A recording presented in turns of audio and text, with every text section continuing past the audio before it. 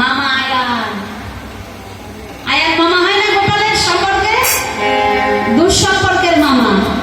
হ্যাঁ, হরে কৃষ্ণ। তা বললেন মা আছে তো গোপালের মামা, কে বলছে মামা আয়ান? ও তাই তো, আয়ান তো আমার দুঃসম্পর্কে ভাই হয়, আমার যশোমতী মায়ের নিজের ভাই নেই, বলে আয়ানই ভাই সম্পর্কে, দুঃসম্পর্কে। আর মামা কংস তো ওই দিকে দেবকী মায়ের, তবুও নিজের দাদা না, এক মায়ের নয়, এক মায়ের। তাহলে দেবকী বোন হলো কেমন করে? হরে কৃষ্ণ। দেবক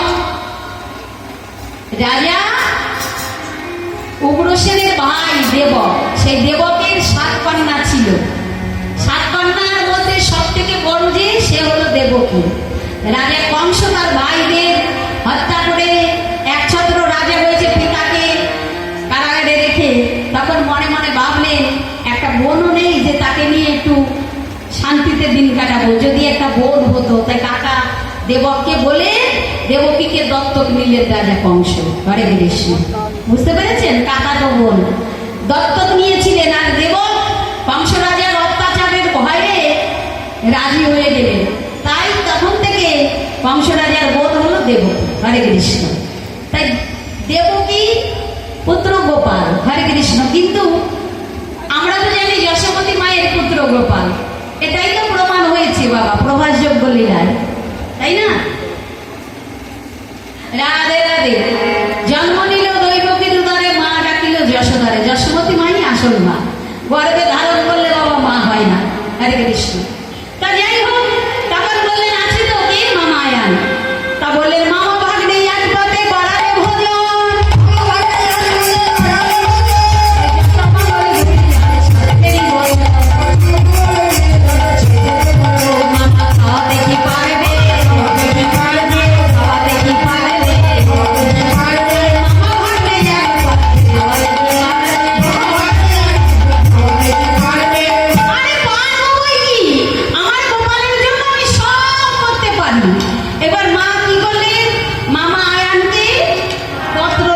নিমন্ত্রণ পত্র। হরে কৃষ্ণ। মামা আয়ান এসেছে, মা রন্ধন করেছে, মামা আয়ানের সেবা দিয়েছে। এক পাশে গোপাল বসে সেবা করছে, মাঝখানে মামা আয়ান, আর এক পাশে সখা সুবোধ এমন ভাবে সেবা করছে। সেবা দিতে দিতে মা কি করলেন, একটা পেটিকার মধ্যে কিছু শাড়ি, কিছু মিষ্টি আর কিছু গহনা পেটিকার মধ্যে দিয়ে ভাই আয়ানকে বললেন, ভাই রাধা রানীকে তো আর নিয়ে আসিসনি, তাই এই পেটিকার মধ্যে কিছু শাড়ি, মিষ্টি, গহনা দিয়ে দিলাম, কেমন? এইগুলো রাধা রানীকে গিয়ে দিয়ে দিস। বেশ বেশ। এই বলে মা আমার পেটিকায় তালা লাগিয়ে দিয়েছে। হরে কৃষ্ণ। মামা আয়ানের সেবা করছে, ইতিমধ্যে সখা সুবল উঠে গিয়ে পেটিকার তালা খুলে পেটিকার মধ্যে থেকে ওই শাড়ি গহনাগুলো সব একটা পুটলি বাজছে। হরে কৃষ্ণ। সুন্দর করে পুটলি করছে।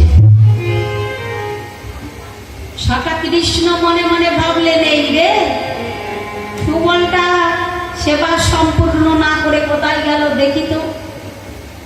সেবা তো সম্পূর্ণ হলো না, কিন্তু সুবল কোথায় গেল? গোবিন্দ আমার সেবা থেকে উঠে খুঁজছে সখা সুবলকে। খুঁজতে খুঁজতে দেখছে ওই সুবল পেটিকার কাছে গিয়ে পেটিকা খুলে ওই শাড়ি, মিষ্টি, গহনা, পুটলি বাজছে। এটা কি করছিস? ওগুলো তুই পুটলি বাজছিস কেন? তুই কি জানিস না মা ওগুলো রাধা রানীকে দিয়েছে, তুই কেন নিয়েছিস? দে বলছি দে। সুবল বলছে, কানাই একবার যখন নিয়েছি আমি দ্বিতীয়বার ফিরিয়ে দিতে পারবো না। কেন রে? বারে সময় নেই, অসময় নেই।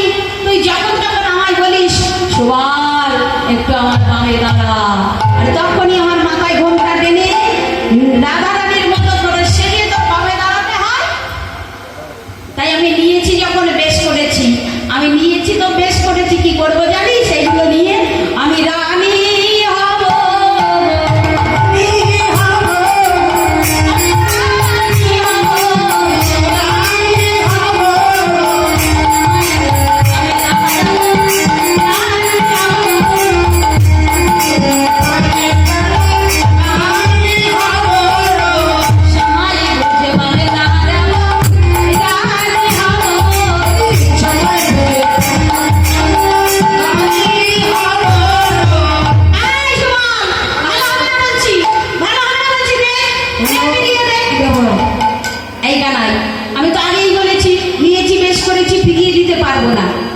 তবে একটা কথা। কি কথা? এই বল, এই কানা একটা কথা বলবো। দেখ, এইগুলো আমি নিয়ে তার বিনিময়ে আমি যদি তোকে রাধা দর্শন করিয়ে দিই কেমন হয়? বাবা বাবা, তাহলে তো খুব ভালো হয় সুবল। বেশ বেশ, তাহলে একটা কাজ কর, এগুলো তো আমি নিলাম, তুই এই পেটিকার মধ্যে প্রবেশ কর, আমি বাইরে থেকে তালা লাগিয়ে দিই, কেমন? আর এই পেটিকা নিয়ে তো মামা আয়ান রাধা রানীকে দেবে। যখনই রাধা রানীকে দেবে, রাধা রানী পেটিকা তুলেই তোকে দেখতে পাবে, আর তোরও রাধা বদন দর্শন হয়ে যাবে। বাহ বাহ বাহ সুবল, খুব ভালো উপায় বের করেছিস তো। বেশ, তাহলে আমি পেটিকার মধ্যে প্রবেশ করি? বলছে হ্যাঁ। গোবিন্দ আমার কি করলেন মা গো? ওই পেটিকার মধ্যে প্রবেশ করলেন। গোবিন্দ যখনই প্রবেশ করেছে, সুবল বাইরে থেকে পেটিকায় তালা লাগিয়ে দিয়েছে। হরে কৃষ্ণ। যখনই তালা লাগিয়ে দিয়েছে, এইদিকে মামা আয়ান মনে মনে ভাবছে, রে ভাগ্নেটাও উঠে গেল, কিন্তু সেবাটা ভালো হলো না, সেবাটা ভালো হলো না। কিছু একটা উপায় পেলে ভালোই হতো, কি করা যায়? হ্যাঁ, একটু দিদির রান্নার প্রশংসা করি নাকি, যদি কিছু পাওয়া যায়। হরে কৃষ্ণ। এই বলে মামা আয়ান এবার মা যশোমতীর রান্নার প্রশংসা করছে। ও দিদি, দিদি গো, বলি ভালো রাখতে জানো গো, জানো গো, ভালো রাখতে জানো গো, কিছু লাগবে নাকি? আমায় আর একটু দাও না, তোমার হাতের প্রচারের গল্প আর একটু দাও না, তোমার হাতের প্রচার গল্প আর একটু দাও না।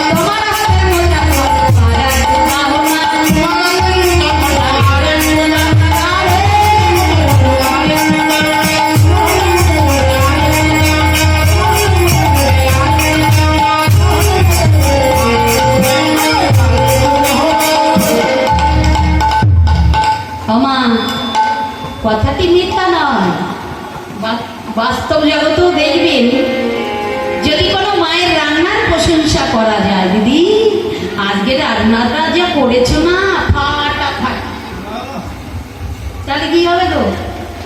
মা বলবে আর একটু দেবো, লাগবে, তাই না? দিতে দিতে নিজের ভাগেরটুকু অব্দি দিয়ে দেবে, প্রয়োজনে নিজের লঙ্কা করে ভাত খাবে, কিন্তু বাবা প্রশংসা থেকে বঞ্চিত হওয়া যাবে, তাই না মা? সত্য কিনা বলুন? যদি রান্নাটা ভালো হয়, সকলে দুটো ভাত বেশি খায়, বাস্তব জগতে খায় তো।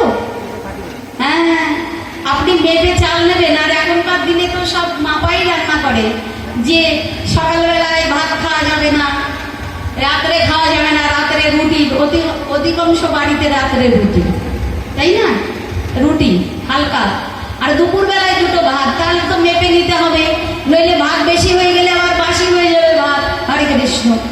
রাত্রে না খেলে তো পরের দিন বাসি হবে নাকি? এই জন্য মেপে রান্না করে প্রত্যেকটা বাড়িতে, বেশি নেওয়া যাবে না। হরে কৃষ্ণ। তা যাই হোক, যখনই বলেছে মাকে রান্না ভালো হয়েছে, মা বললেন আর একটু দেবো, দিতে দিতে সব দিয়ে ফেললেন। হ্যাঁ, প্রশংসা করছে, মা নিজের ভাগের টুকু দিয়ে দিলেন। হরে কৃষ্ণ। সেবা হয়ে গেল। এবার মামা আয়ান আর বাবা চলতে পারছে না, অতীব কষ্টে উঠেছে আসন থেকে, উঠে কোন রকম হাত মুখ ধুয়ে এবার পেটিকার কাছে যা, চলতে পারছে না। পেটিকা তুলবে কি গো? তুলতেও পারছে না। ও দিদি, বলি কি দিয়েছো গো? কি এমন দিয়েছো যে পেটিকাটা আমি তুলতেই পারছি না? ভাই, পেটিকা ভারী হয়নি, তবে বলি তোমার সেবাটা ভারী হয়ে গেছে। হরে কৃষ্ণ। হ্যাঁ, সেবা ভারী হয়ে গেলে একটু চলাফেরা করতে অসুবিধাই হয় বাবা। হরে কৃষ্ণ। তা বলছি তোমার সেবাটা ভারী হয়ে গেছে। এইবার বলছে পেটিকা তুলে দেবো নাকি? হ্যাঁ দিদি, একটু তুলে দিলে ভালোই হয়। এবার মা যশোমতী যখনই পেটিকার কাছে যাচ্ছে, ভগবান আমার ভয়ে কাঁপছে, এই